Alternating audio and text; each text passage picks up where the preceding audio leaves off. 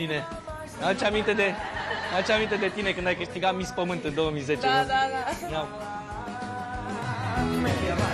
Nossa, nossa, assim você me mata. Ai, se eu te pego, ai, ai, se eu te pego, delícia. Da, noi aș vrea să ne coordonăm un pic. Stop, că avem nevoie de coordonare. Da, așa e dansul să facă... Nu știu, eu o să pun în plasmă, Bogdan. O să pun imaginile originale, ca să nu zică cineva că a nebunit Andreea. Nu, de... Ea nu a nebunit Eu și... n-am văzut dansul și nu... Păi ți-l arăt eu imediat acum. Da, așa se face. Atenție cu... și vă coordonați. Băi, split screen. Split screen. Jumătate de ecran vreau să fie dansul nostru. Da. Așa, și jumătate din ecran oroscopul. Și noi ne uităm la Andreea fără să o vedeți voi acasă.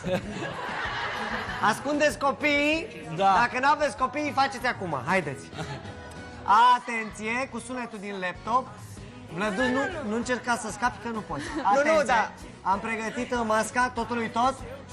Începem. Nossa, nossa. De asta cu părul la început. Așa. Ai, se eu te pego. Asta e.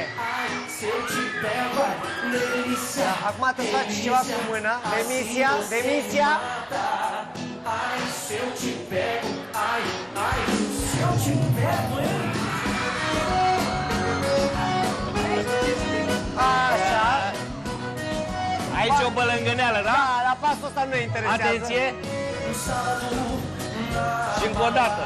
Aici un fel de salsa, ceva merenche. Mâna pe cap. Hai că învățăm împreună.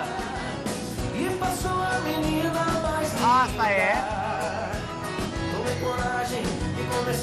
Atenție, vine refrenul. Andreea. Nossa. Acum. Hai că asta ți iese. Stop. Doamne! Andreea, pentru că vreau să fim coordonați, Răzvan, nu te vii cu microfonul înapoi. Da. Omul la... Da, vină 2 secunde așa, că eu am înțeles pe final ai și puberul, ai și puberul. Și am înțeles din hai și puberul. Spune-ți, domnul Dani, ce n-am făcut bine?